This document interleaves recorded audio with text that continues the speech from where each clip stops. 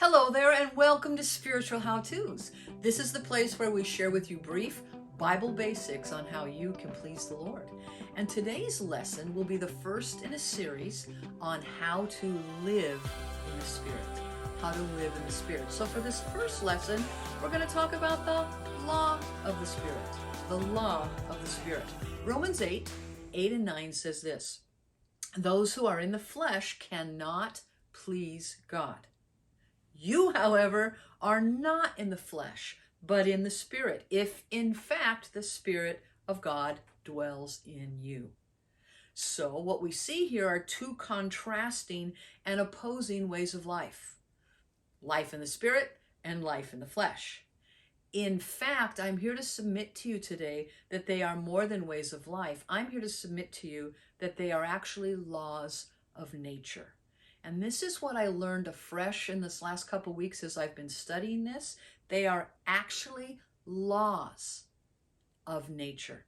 Romans 8:2 says this, look at, "For the law of the Spirit of life has set you free in Christ Jesus from the law of sin and death." So we see here two different laws, the law of the Spirit and the law of sin and death. In fact, we would call them laws of nature. They really are laws of nature. So if we think about that, we have to go, what do we know about the laws of nature? Well, I immediately thought about Thomas Jefferson, sorry. But in Thomas Jefferson, when he wrote the Declaration of Independence, he said something about the law of nature and nature's God. So from the beginning of American history, the laws of nature have been talked about. What do you remember about the laws of nature? You know, you've taken science. What can you remember? What are some of the laws of nature? You're thinking? Well, I listed what I considered to be, what did I put? 5 of the most common laws of nature. I think probably the most common are Newton's 3 laws of motion. Okay, an object at rest and inertia and all that, okay, acted upon by a greater force. So Newton's laws of motion are actually laws of nature. Mendel, remember when Mendel studied about the genes and the flowers and the plants and all the genetic intricacies of the plants and how they would reproduce. So Mendel's laws are the laws of nature. Kepler, remember the scientist who studied planetary orbits? Kepler's laws of planetary motion are laws of nature. Then, of course, there's the conservation of matter, how matter is never lost. It's always just kind of recycled into another form of matter. And then the one I know nothing about, but I wrote it down, was thermodynamics. Those thermodynamics and all of these other laws, they're laws of nature. You can't do anything to change those laws of nature. In fact, according to the American Association of Advancement of Sciences, there are 4 things that are true of all natural laws. Hang with me, even if you don't like science. I hope to have this make sense to you, because boy, it opened up a whole new world of understanding for me in the last couple weeks.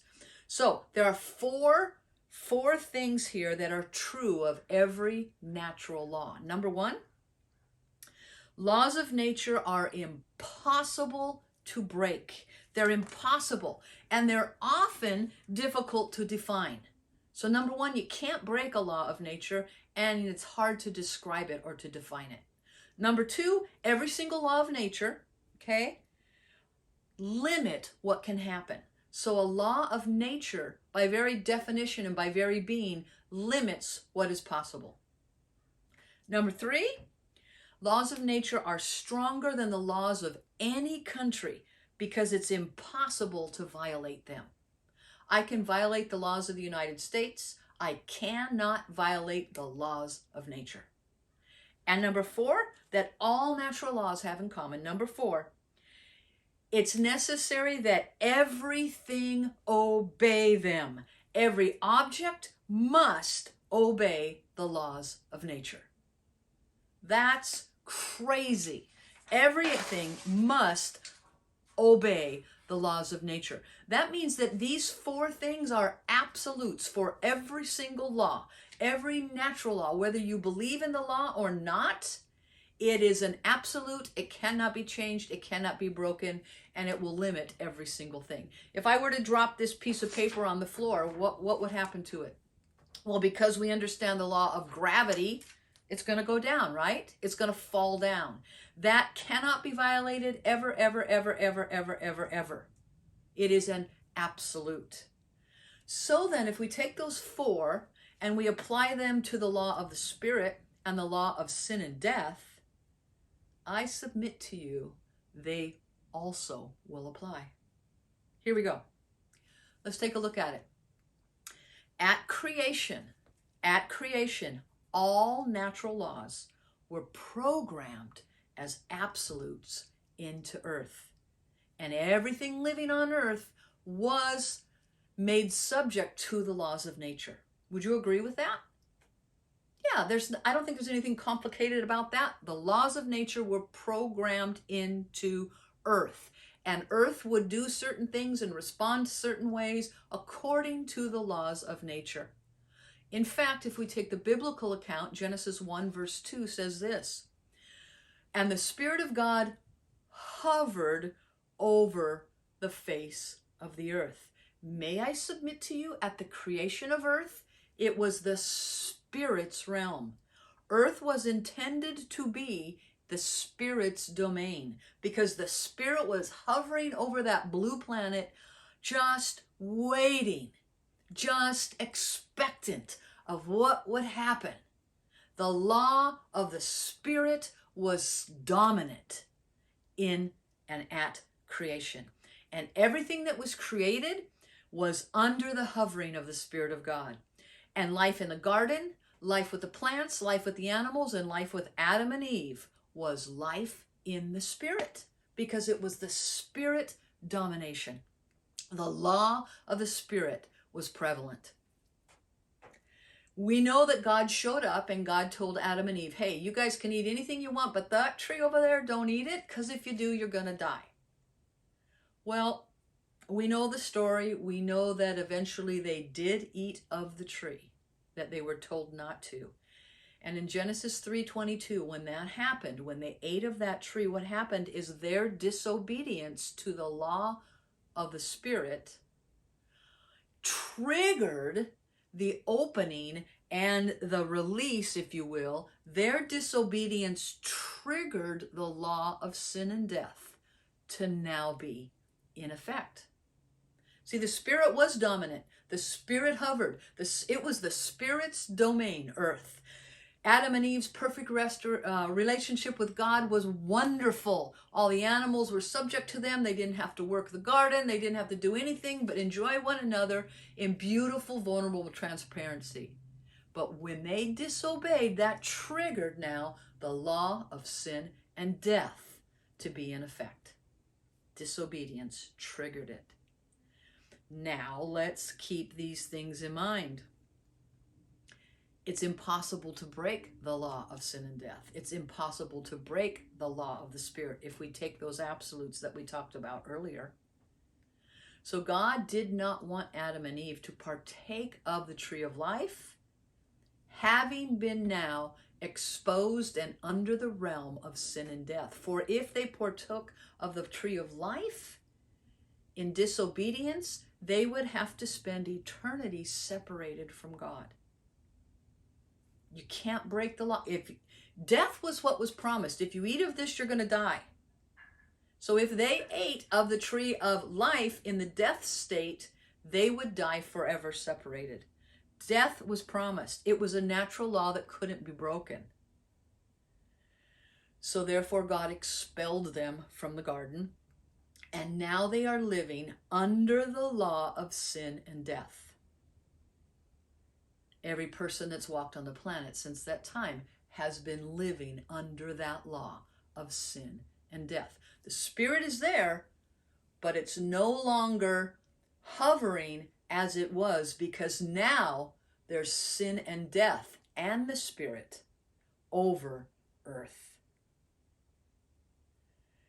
It's impossible to break that reality. It is impossible for it to be violated. Those two spirits, those two laws are stronger than any American law. Those two laws everyone must obey. Those two laws is what's going to limit our life. Those are absolute laws. Okay? But hang with me. In Romans 7, this will make a lot of sense. In Romans 7, it says, Paul is freaking out because he's describing this life. And he's saying, oh, the things I want to do, I can't do. Have you ever felt that way? The things, when I want to do what's right, I can't do what's right. It seems like in my members, there's a different law working. There's a law warring, waging against the power of my mind. Have you ever felt that way? Paul's describing in Romans chapter 7 this waging of war between what he wants to do and what he finds himself he can't do. And then he says in 7:24, he says, oh man, what a wreck I am. Who's going to help me? Well, then he turns around and he answers the question and he says, this, O wretched man, in chapter 8, he says, Jesus Christ has released us from the law of sin and death. It is because of Christ's death that paid the price that was required by the law of sin and death, that I can now live in the Spirit. See, the law of sin and death was absolutely working in Paul and in every believer and in every non-believer until they gave themselves to the law of the Spirit through the death of Jesus Christ. He said, thanks be to God through Jesus Christ our Lord that he's fulfilled it all. Jesus fulfilled the requirement of death that God prescribed that was impossible to violate in Genesis chapter 1. And therefore, the law of the Spirit then is opened up again to you and I to access it. Every person now on earth has the option to believe, whether to choose and yield to the law of sin and death or to choose to live by the law of the Spirit. Romans 8 talks about what this looks like. There are these two laws. And Romans 8 talks about the law of sin and death looks like this. The person who is living under the law of sin and death is going to set their minds on the flesh, and that's going to bring death to them. Duh, right? And that person will be hostile towards God. Their members will be hostile toward God, and everything they do will be hostile toward God. They won't submit to God, Romans 8:7 says. And then in 8:8 it says they cannot please God. So if we're in the law of the sin and death, we cannot please God because you can't break that law. It limits what we do. And every person, everything is subjected to that law of sin and death. But he goes on to say life in the Spirit. If you choose to live in life in the Spirit, Jesus Christ fulfilled the sin and death. Jesus Christ allows you now to live in the Spirit and yield to that Spirit that's hovering as it was back in Genesis 1. And you set your mind on the Spirit. And that brings life and peace. And the Spirit dwells in you and not in the flesh. You don't rely on the flesh, but the Spirit is life inside of you and it brings righteousness. That's the law of the Spirit. And therefore, it says in Romans 8:13, put to death the things of the flesh. By living in the Spirit, I can choose to deny, to cancel out, to not pay attention to those fleshly sin and death things. Because I'm strong, because I'm Deborah? No, because Jesus Christ, thanks be to God, to Jesus Christ who lives in me, I can now yield my members as instruments of righteousness. And I can be led by the Spirit of God, verse 14. So my friend, when we give our life to Jesus, when we accept that gift of his death, we actually now have the ability to live in the Spirit because Jesus paid the penalty that was required by sin and death. We have a choice though. Both laws are there, hovering, ingrained into nature, and they're impossible to break. The law of sin and death, the law of the Spirit. They're hostile to one another. And so if you've ever wondered why your life has a hard time living in the Spirit, it's because they're hostile to one another. And that's why our battle is constant. Our battle is constant because if we're choosing to live in the Spirit, we're warring against the spirit of flesh, the law of sin and death.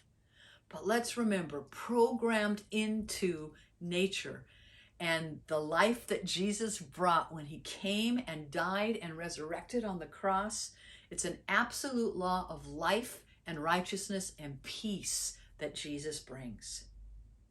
There are no limitations in the Spirit. There are limitations in the flesh. So which law will you choose to submit yourself to? We all choose every day, don't we? Sometimes we choose the right one, sometimes we don't choose the right one. But I'm here to encourage you to see your personal battles as not just some personality weakness or a character flaw that you have. Understand there are laws ingrained into nature that you can fulfill in the Spirit and please God, or you can not fulfill by living in the flesh and in disobedience. The choice is ours. It is definitely ours, but there is a warring. So be encouraged to make the choice to please God and live in the Spirit under the law of the Spirit. Thanks for checking in. Hope to see you next week as we continue our talk about life in the Spirit. I'm Debbie Cheney. Take care.